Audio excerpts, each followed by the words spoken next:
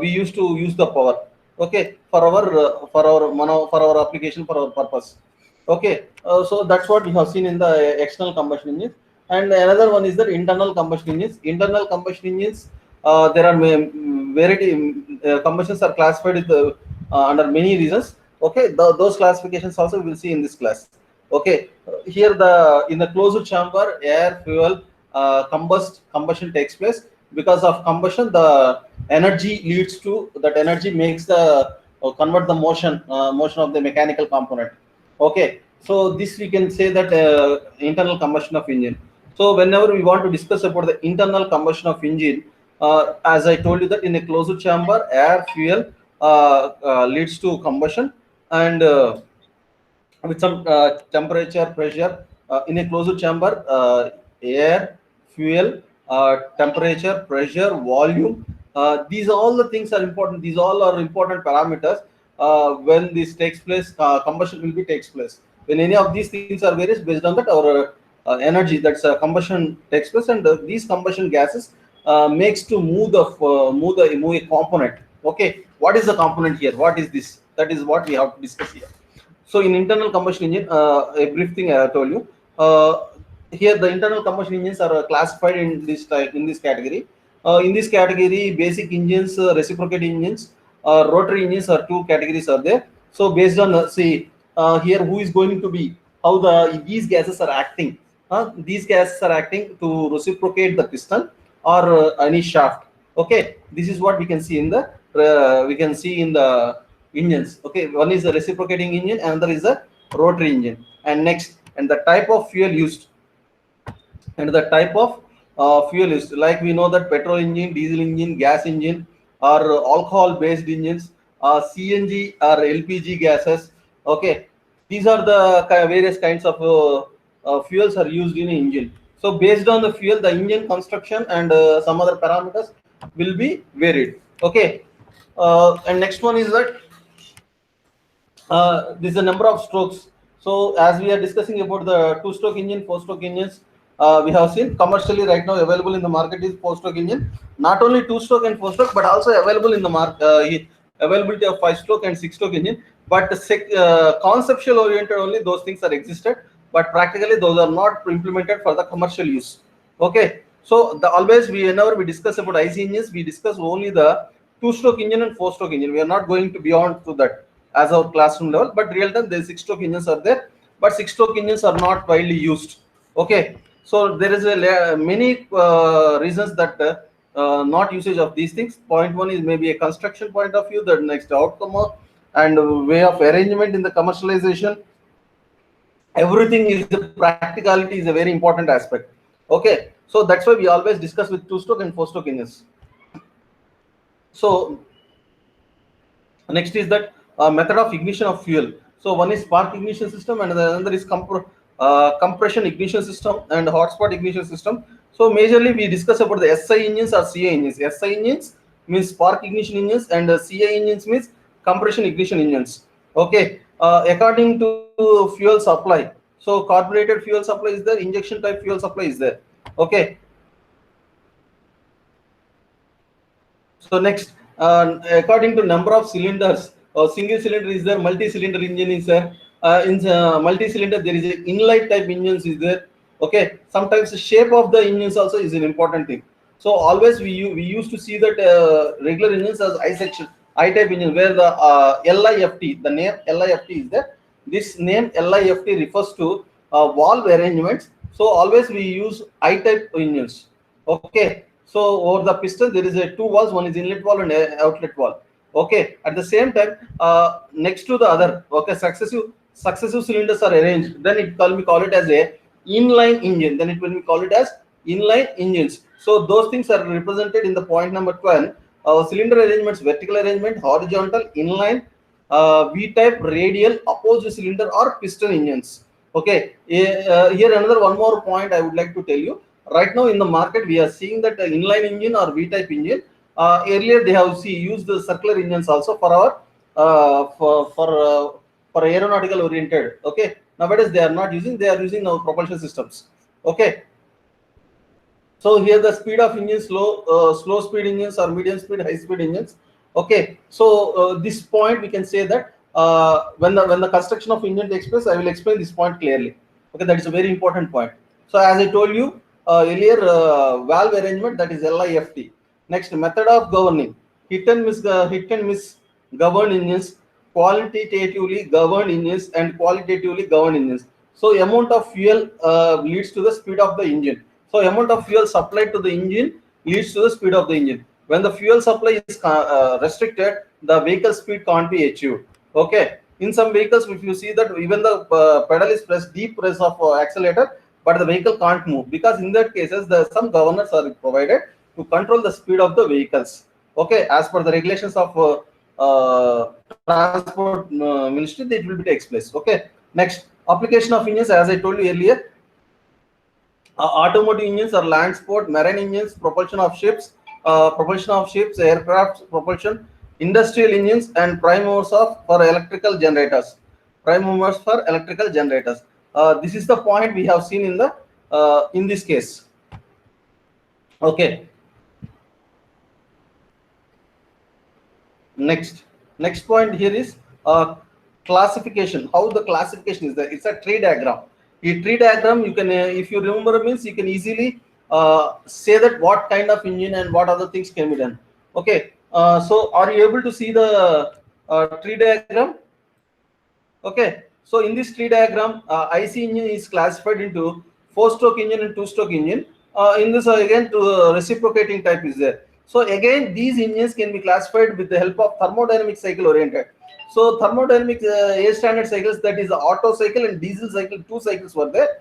The Otto cycle is applicable for SI engines, and diesel cycle applicable for compressive ignition engines. Okay. Next, in this Otto cycle, once again, in this Otto cycle, spark ignition or SI engine, in the Otto cycle, it is applicable for gas engines or petrol engines. Gas engines or petrol engines. In diesel engine, ordinary, as what we are seeing in day-to-day life, that's ordinary, and dual fuel and multi-fuel engines. So here I can give you one more point is that variable compression engines is a concept where it's applicable in the warfare oriented, where whenever they go for any war oriented, or in that cases they can't able to get all the only diesel fuel. So in that manner, they can change the compression ratio of an engine and leads to the they can use any kind of fuel which is available at the nearer moment. Okay. So next, here the fuel supply, we can see that in petrol engines. If you come to the left hand side representation, in petrol engines, carbureted type, injection type. Carbureted type is earlier case. Nowadays we go with majorly in the market injection type. So carburetor construction, and in the carburetor, whenever we discuss the first of all, you need to know what are the types of carburetors, how the actuating mechanism involved for the mixing of air and fuel. First point, and second point is that how the various kind of conditions it is withstand. Okay. So this is the carburetor exam point of view. In the exam point of view, when we want to discuss about the carburetor, first, what is the working principle of carburetor? What are the types of carburetors? What is the working principle in each and every carburetor? And what are the conditions that it can able to sustain? That is cold weather condition, or winter condition, or heat condition, like that. There are different kinds of conditions will be there for every carburetor. How it is going to sustain and gives the better mixing of air and fuel for to supply the air and fuel for the engine. Okay, this is the point we have to discuss. At the same time, injection, how the injector is working, what are the inputs for the injector to actuate, and what is the pressure of the fuel out when it is coming out from the injector.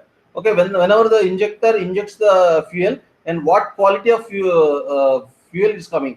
So how fuel will be there once it is leaving from the injector, how it will be, whether it is a liquid state or in droplets or any atomized particle state. So based on the location of injector, and how much pressure the fuel is supplied is, so we have to see. Okay, that is one of the important factor. Next is that here in engines, that is I will complete this left hand part, and then I will go with the right hand part. In this left hand part, battery ignition system and magneto ignition system. So conventional ignition system, sometimes they will call it as, sometimes they will call it as battery ignition system. So initial days they go with lead acid batteries. In this lead acid battery today also, lead acid battery or dry cell batteries also they are using. Okay, lead acid batteries or dry cell batteries they can use. So the importance of battery ignition system in petrol engines is that if you allow with the temperature rise in the combustion chamber, the fuel will get volatile and it won't involve the process of combustion. Okay, it won't involve the process of combustion. Next is that magneto ignition system. Majorly it is employed in sports vehicles. When the speed increases, the combustion process also increases. Simultaneously, it is the process involvement is increased based on the speed of the vehicle. The magneto ignition system also speedily works. Okay, so but battery ignition system almost similar. I mean almost uniform entire the process. That we can able to discuss about the battery ignition system, and whatever the based on the water cooled system, air cooled system. So when the engine rises above the required temperature, so the next cycle can't be able to execute. So that's why always make that engine an optimum temperature. Whenever we can able to make the engine optimum temperature, so vehicle can able to run for a long time. Okay, always the heat need to be removed from the engine and allows the heat which is sufficient, which is the optimum to maintain, that he has to provide. Okay, next. Next condition is that we can go with the same way in diesel engine system. Diesel engine system, it is a divide chamber engines and open chamber. In divide chamber, pre-chamber and open chamber is there. So ultimate thing in the diesel engines is that whenever the amount of air increases and the pressure of the air increases into the combustion chamber, this leads to effective combustion and loss of fuel because of incomplete combustion will be reduced.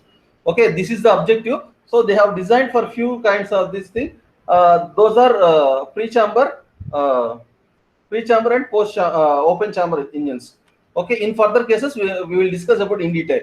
So engines can be again in the base of the construction, reciprocating engines and rotary engines are there. So opposed cylinder engines, I mean obsolete, we are not using the effectively in our day-to-day use or in our commercialized use. So majorly we can see that incline engine or inline engines we can see, and V-type engines, V-type cylinder engines we can see. Next, and rotary engines, Wankel engine is the most we listen to his name very well. Okay, but in commercial purpose we majorly go with the reciprocating engines because the maintenance point of view based on maintenance point of view, the reciprocating engines are most flexible than rotary engines.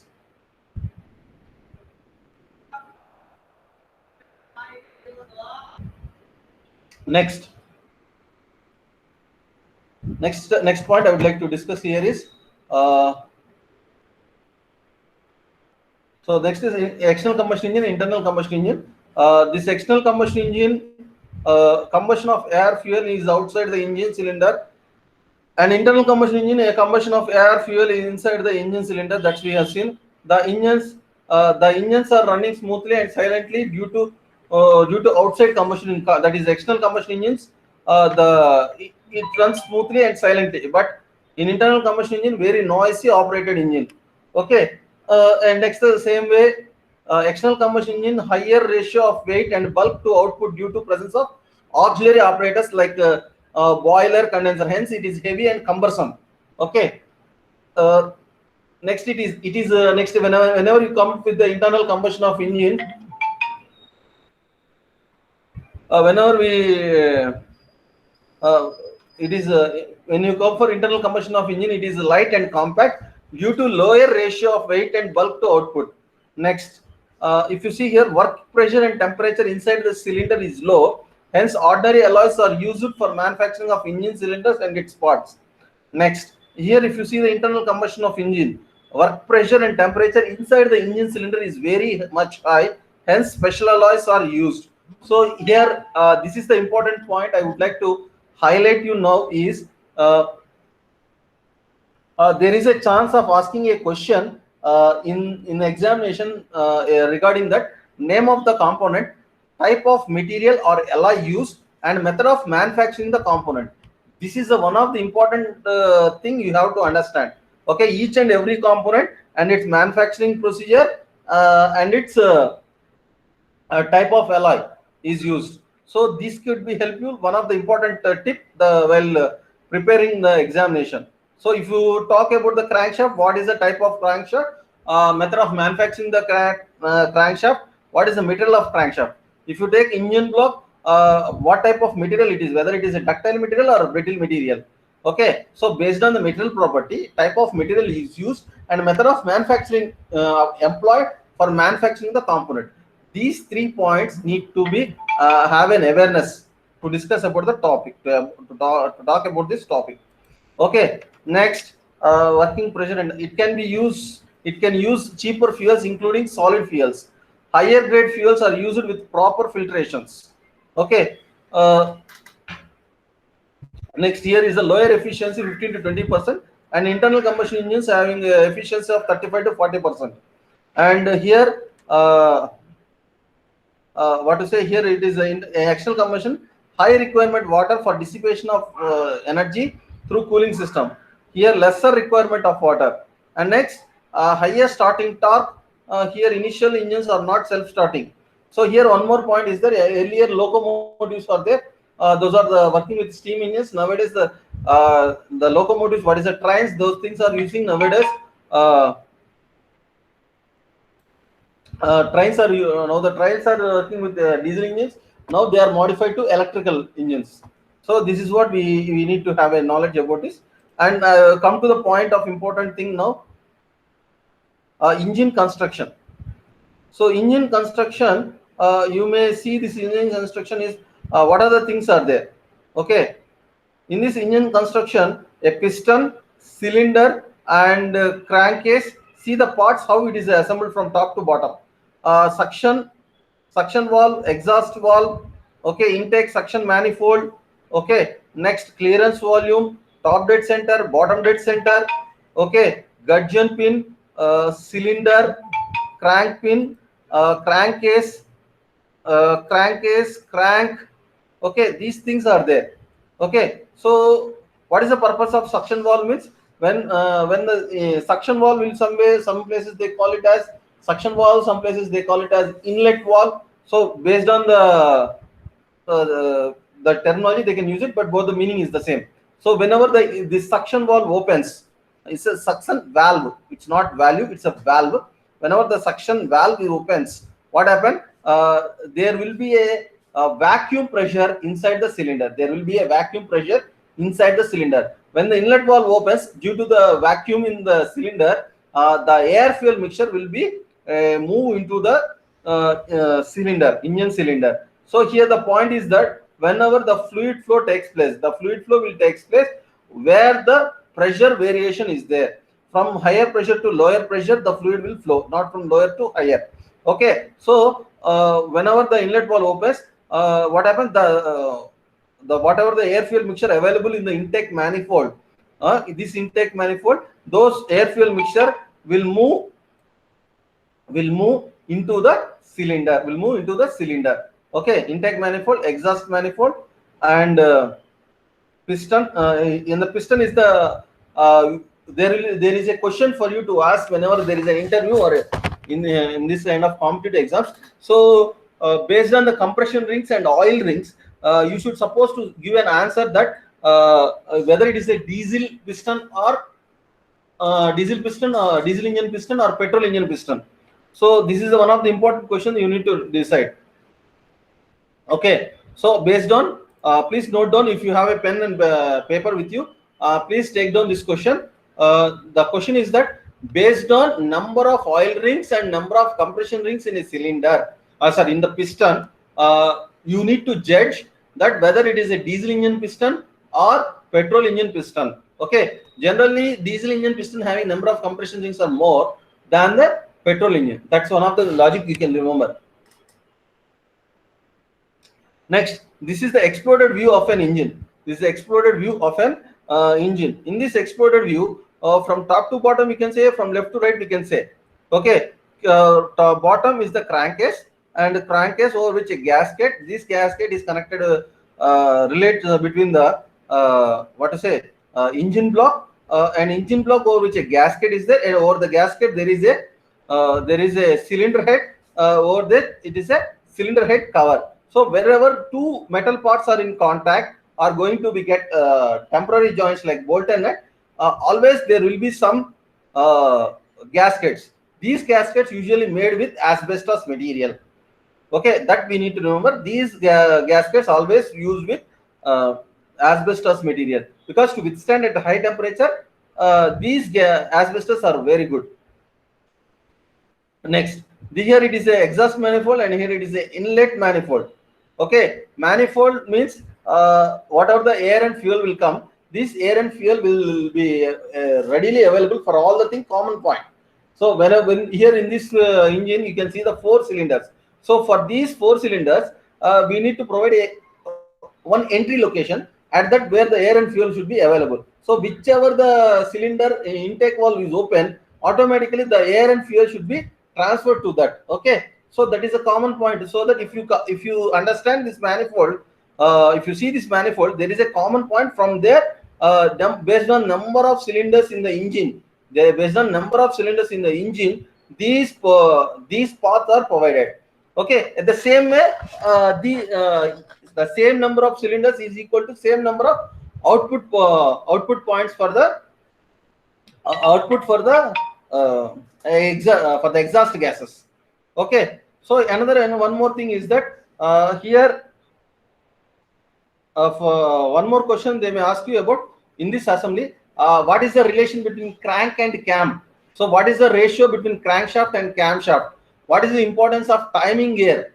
Okay, what is the importance of timing gear? Okay, so what is the importance of DOHC, SOHC? That is the double overhead camshaft or single overhead camshaft.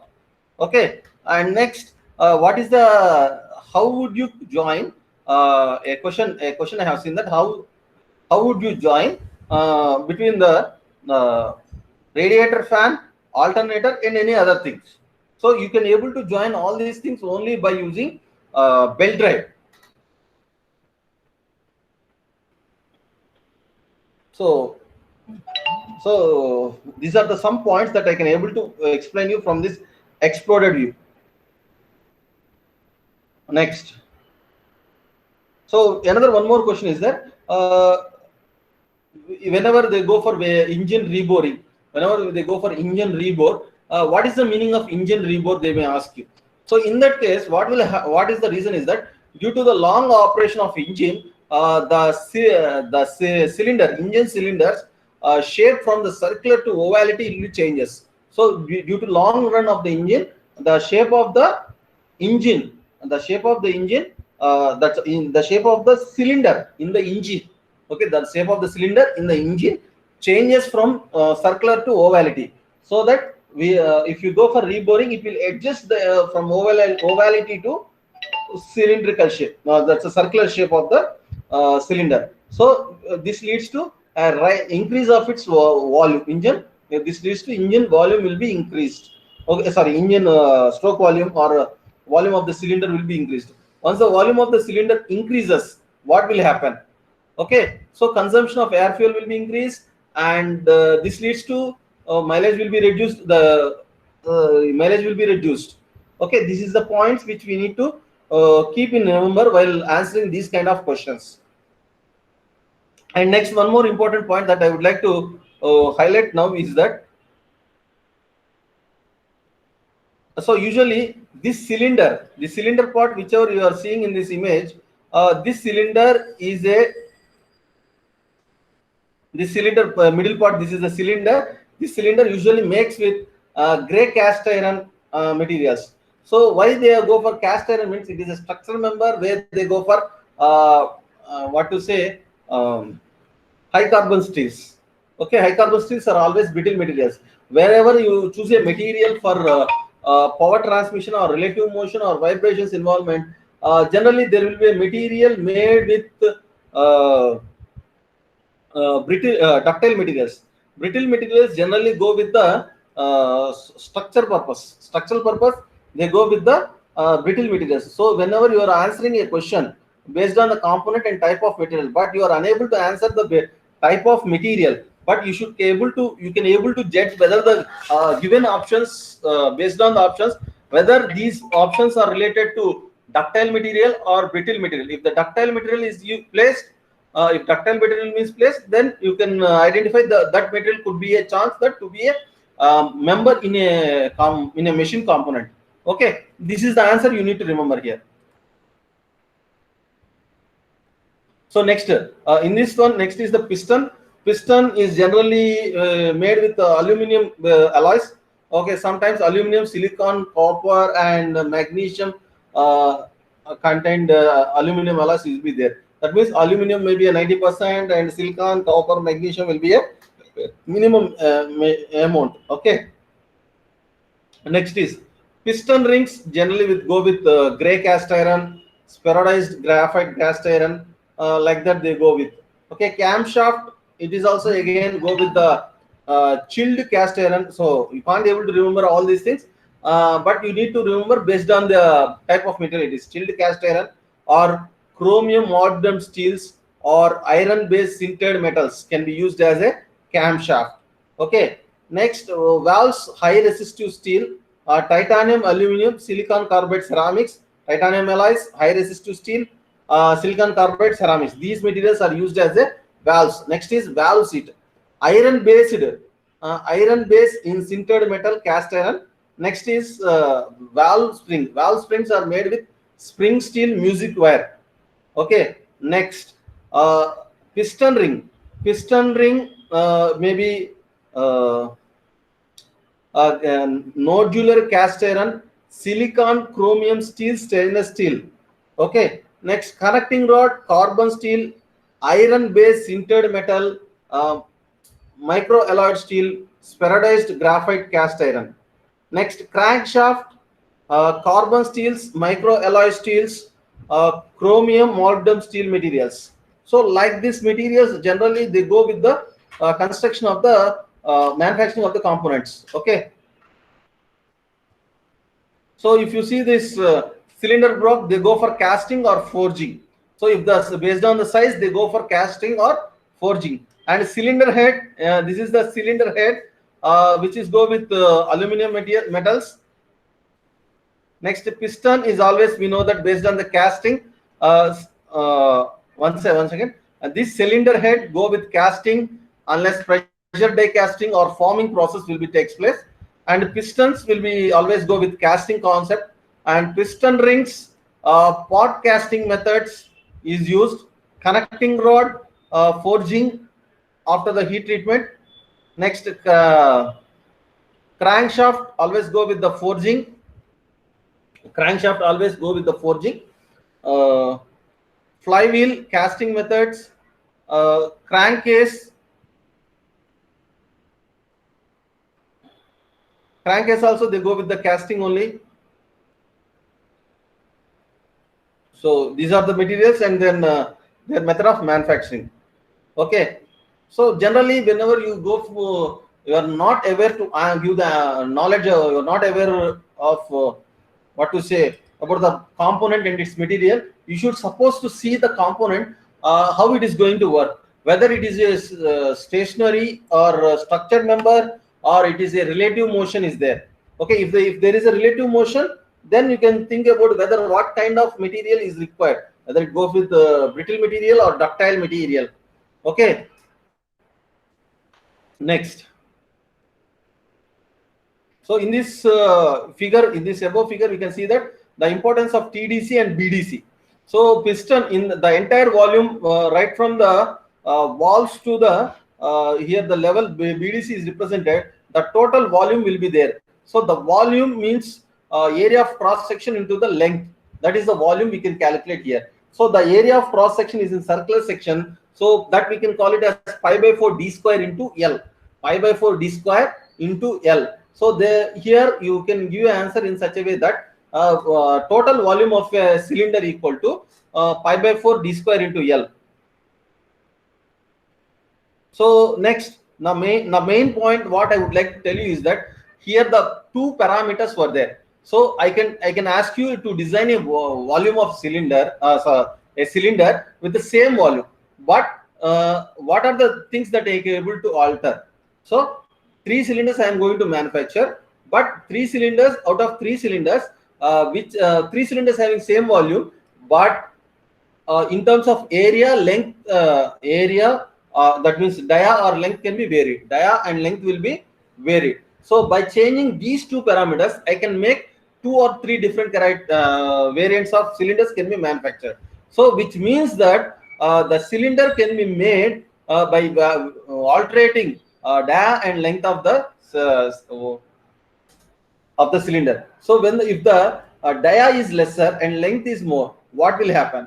Okay, the question will be asked in such a way: what is over engine? What is square engine? What is under square engine? What is over square engine? Okay, 3 points they may ask you: what is square engine, under square engine, over square engine? These 3 points you need to answer. So what do you mean, and how can you able to answer for those questions? So in that case, you can able to see that based on the change in dia and length, I can able to maintain 3 cylinders with the same volume, but applications will be differed. So you need to justify in such a way that on what kind of application, the stroke length, okay, the length of the cylinder has to increase. On what kind of application, the diameter has to increase. So this is the important thing we need to justify whenever you go for suggesting a engine cylinder for the application. Okay, when you go for sports purpose, always you go for the lesser stroke length. Okay, when there is a lesser stroke length, then you can expect the speed of the crankshaft will be more. Okay, if the stroke length is more, then the speed can't be will be reduced. Okay, this is the point we need to understand now. Next is that based on the valve open and closing, there is a mechanism involved. So that is the camshaft. How the camshaft is working here. So when the crankshaft rotates, one of the gear from the crankshaft, okay, made a relation with the camshaft gear. So crankshaft and camshaft. So whenever the crankshaft rotates one time, where the crankshaft rotates one single revolution, which leads to camshaft to rotate 2 revolutions. Okay, so then only the possibility will be there. So now whatever the engine I am discussing with you, that's construction, whatever the sketch I am discussing with you here it is a 4-stroke engine construction. And next from this we have to discuss is that we have to discuss here about the compression ratio, clearance volume, stroke length. So the stroke length is nothing but the piston moves from top dead center to bottom dead center. What is the length of travel? What is the travel length? That we call here as a stroke length. So when the piston moves from top dead center to bottom dead center, from bottom dead center to top dead center, this is the length, we call it as a stroke. Okay, so there is a relation between the rotation of the crankshaft with the position of the piston. Okay, so if the piston travels from TDC to BDC, that means half of the revolution is completed. Which one half of the completion? Crankshaft rotation is half completion.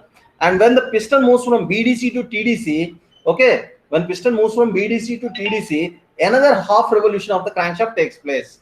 Okay, now the total volume is divided into say clearance volume and stroke volume. So the total volume is divided into clearance volume and stroke volume. So here another one more point that you can able to understand by seeing it after TDC to a top surface, the level represented with the TDC and the structure. In the structure, if you see the top surface, these two having a small length. Okay, that small length and area of cross section, that circular cross section, together we call it as clearance volume. So okay, so piston doesn't touch the valves. Point one is clear, that piston head never touches the valves. Okay, so there will be a gap between the piston head and the top surface. Next case, here in this next case, next topic that we will go here, strokes we have discussed. Okay, now I will discuss about the 4-stroke engine and 2-stroke engine and its valve overlap condition. So in this 4-stroke engine, as we studied in our classroom level, what is the importance of 4-stroke engine? In this 4-stroke engine, when the piston moves from top dead center to bottom dead center, so here when it's coming downwards, see the notation, arrow representation, how it is rotating. Okay, in that case, the inlet valve is open. When the inlet valve opens, there will be during the suction stroke, when the piston moves from top dead center to bottom dead center, the air fuel mixture will be supplied here. The air fuel mixture will be supplied. How the supply takes place means due to the difference of pressure. Okay, what are the outside the wall? What is the air fuel pressure? Air fuel mixture pressure, and what is the pressure inside the cylinder? So inside the cylinder there will be vacuum pressure. Outside after the before the inlet valve there will be a atmospheric pressure. Because of this, what happened, the air fuel mixture will supply into the engine, that means cylinder. So once the cylinder is moving from top dead center to bottom dead center, that we call here as suction stroke or intake stroke. Okay, so until what extent the piston will be that means the flow will be allowed inside the cylinder, until what extent the flow will be allowed into the cylinder. So if you see that, you can able to understand here how it is working. So suction stroke, inlet open. So inlet where it is open and where it is closed. From TDC to BDC, in this valve timing diagram, there is a inlet close up to where means the piston has to move from TDC to BDC, from BDC to some extent towards the BDC, from BDC towards TDC. When it is moving in that moment, the inlet valve will be closed. In that moment, the inlet valve will be closed. This is the reason we can understand. So inlet valve will be closed. When will be the inlet valve open? When will be the inlet valve closed? Based on this valve timing diagram, we can able to understand how the valve mechanism is going on. Okay. At the same time, this valve timing diagram and stages of combustion and other concepts also will be interrelated. Okay.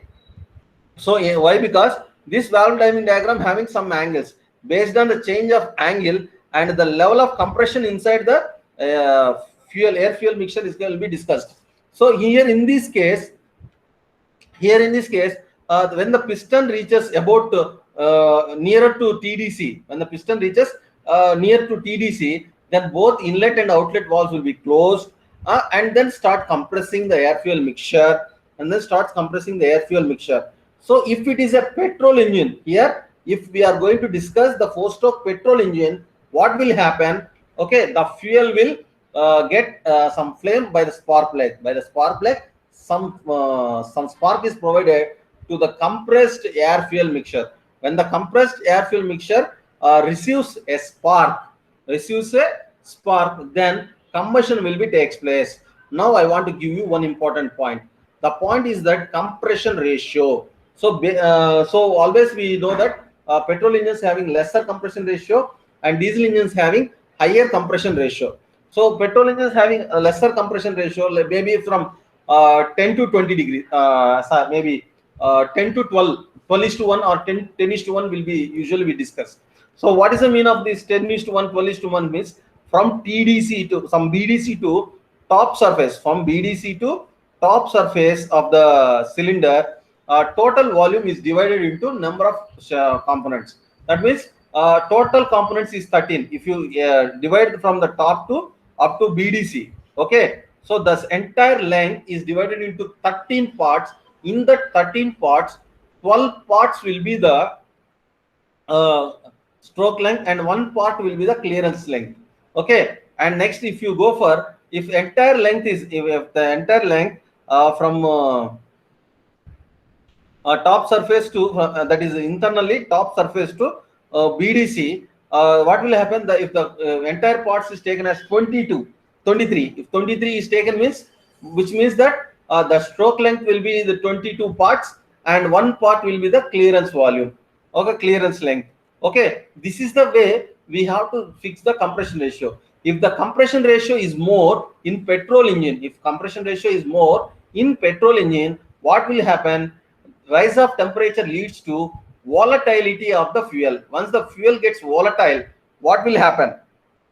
Once the fuel gets volatile, it won't involve in the combustion process. If it was not involved in the combustion process, okay, so incomplete combustion will be more. Okay, if the incomplete combustion is more, energy can't be, the fuel energy can't be developed. So now another one more point that I would like to tell you.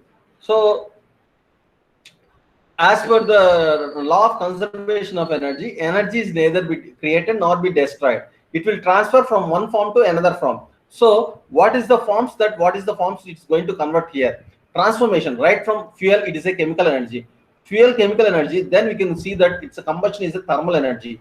Because of thermal energy, the combust gases, after combustion, the combustion gases will be acting over the piston to move from top dead center to bottom dead center. When these gases acting over the piston to move from top dead center to bottom dead center, this means that conversion of thermal energy into mechanical energy.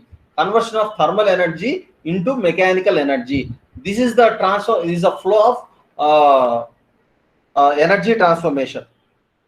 Okay, so another point here, the point we are discussing is that after compression, the combustion will be takes place. The spark is provided. How the spark is provided, how the combustion takes place, that I will give you 2 points.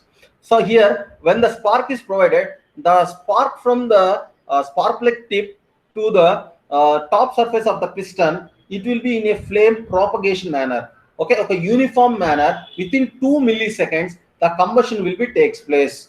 Okay, and another important thing is that in this combustion, I would like to highlight you one important point. Here is that when the combustion is taking place, what is the ideal equation? What is the real practical equation? The actual thing that we have to see. In ideal, what is the point is that hydrocarbon plus oxygen gives rise to pressure and volume variation, temperature rise. That's what combustion process leads to carbon dioxide and water vapor. This is the ideal one we have taken. Okay, that means Hc plus O2. I am not discussing in detail about the stoichiometric equation balance. I am giving you a generalized manner. Hydrocarbon with oxygen leads to carbon dioxide plus water vapor. But practically, what happens is that whatever the fuel you are taken, it is not 100% pure. Maybe a 90%, 95% pure. So fuel point of view is the first point. So always fuel will be represented with the name of rating.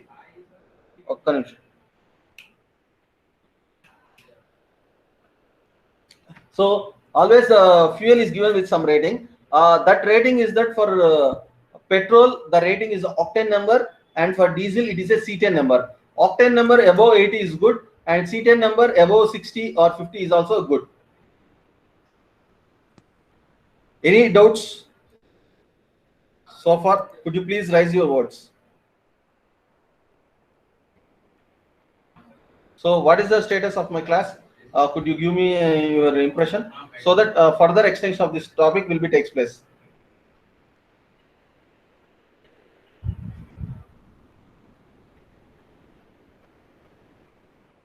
Anybody please respond? Okay. May I know who is this?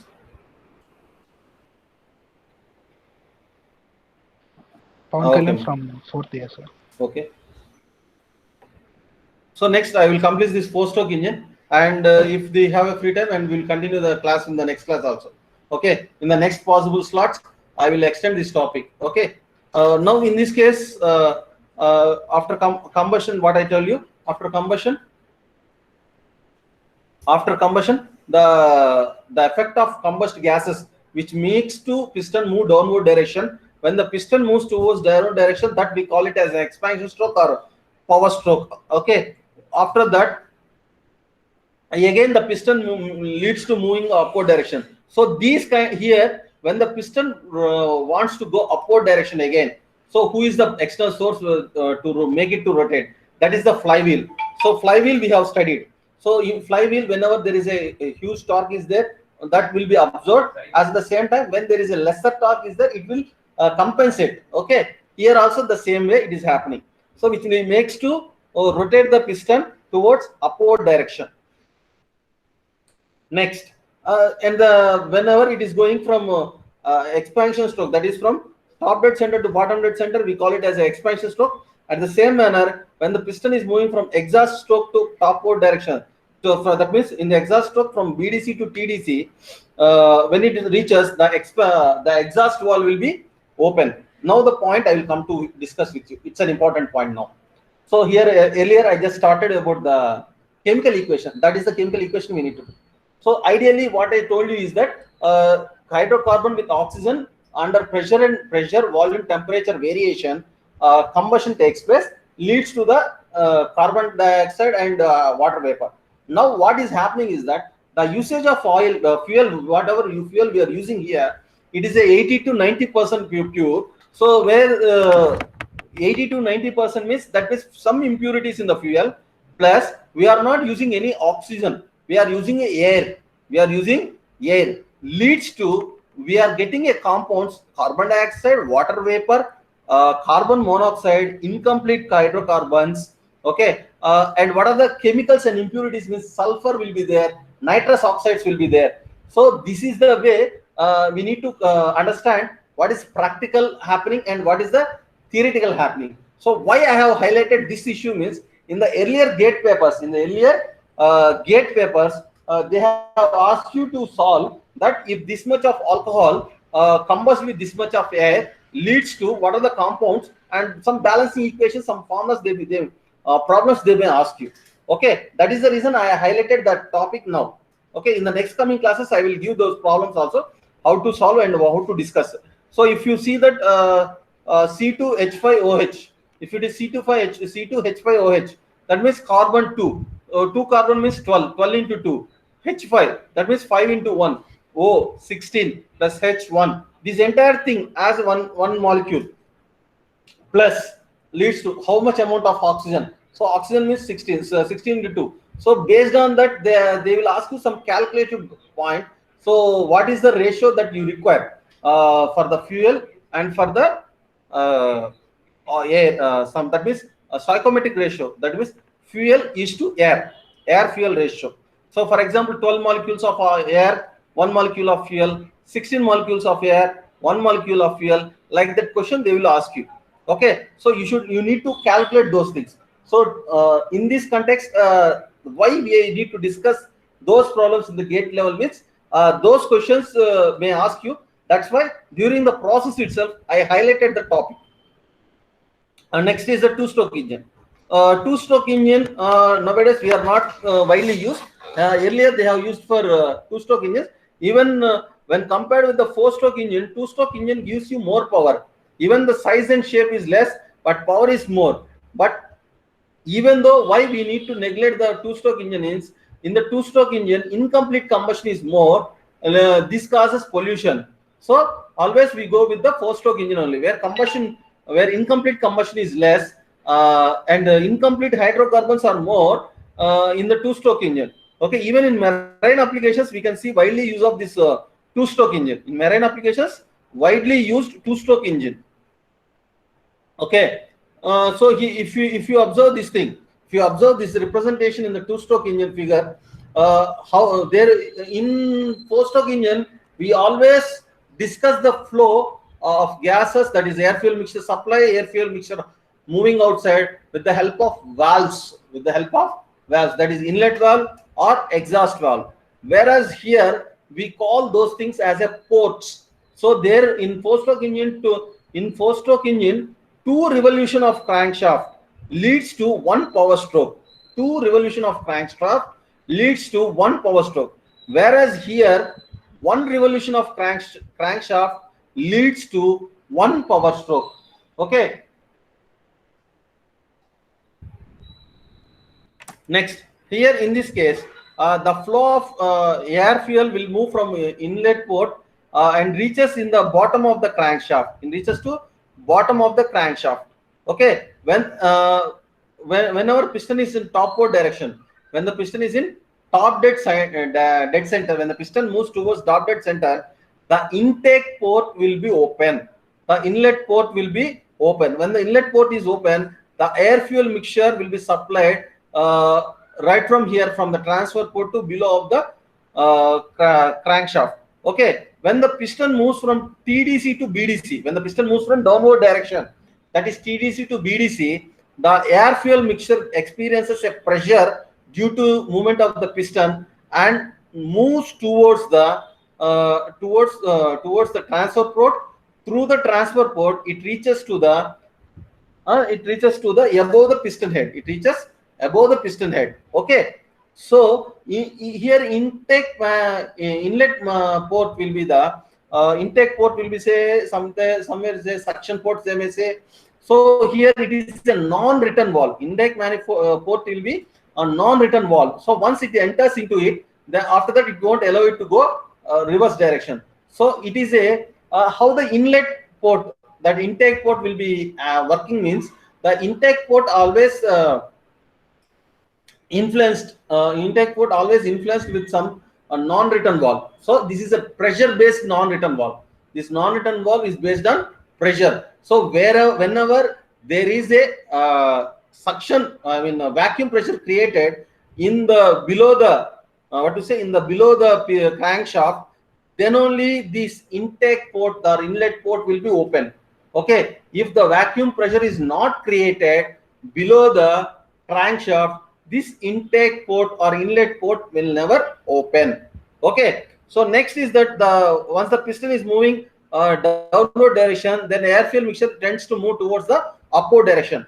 In this figure, air fuel mixture tends to move upward direction. See here, the piston head, whatever it is one of the important thing. If they ask you to identify what kind of piston it is, then you can, as I told you earlier, based on the rings, whether it is a petrol engine piston or a diesel engine piston, you can say. At the same time, based on the piston head also, you can able to say that whether it is a two-stroke engine piston or diesel engine piston. So, two-stroke engine piston or four-stroke engine piston. In the two-stroke engine piston, the piston head will be call it as piston crown. This piston crown is nothing but we can able to call it as a deflector. It is a deflector. The role of the deflector is for scavenging purpose. So once the air fuel mixture trying to enter, this deflector makes it to move towards upward direction, that is near to spark plug. So this newcomer of air fuel mixture sweeps the existing combust gases towards the exhaust port. This makes this freshly entered air fuel mixture is going to act over the exhaust gases and makes it to move towards the exhaust port. Okay, so here the interaction point is there between the exhaust gases and the inlet gases. In that moment, what will happen? In that moment, what will happen? The mixture of fresh gas also will leave along with the exhaust gases. Okay, here one point I can able to give you. So entire revolution is represented with suction, exhaust, in between the scavenging. These things we can able to say. So suction port or intake port, transfer port, and exhaust port. These is the terms we can able to see here. And another one more thing is that for first cycle, I told you the combustion process involved hydrocarbon plus air leads to, I explained. When the number of cycles are increased, keep on increasing, now what will happen? Hydrocarbon, air plus residues of the earlier cycles, residues of the earlier cycles. Okay, so that is also influencing for the combustion process of the forthcoming cycles. Okay.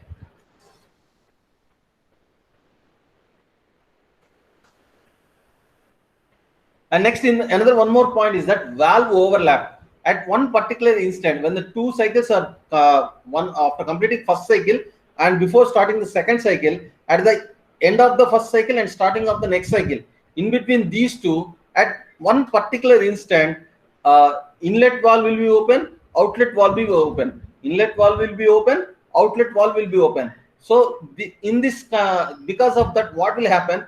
The incoming air fuel mixture may clean the existing combust gases and makes it to move towards the exhaust valve. Okay, makes it to move the exhaust valve in four-stroke engine. Okay, in four-stroke engine, when the valve overlap takes place, in the valve overlap, the purpose of valve overlap is that to clean the existing residues in the cylinder. Okay, so this is what I can able to complete in this 1 hour. So in the next class, I will try to take the remaining part, that is thermodynamic cycle, Otto cycle and diesel cycle, and how the calculation need to be done and how to solve those problems. I will discuss in the next coming classes. Okay,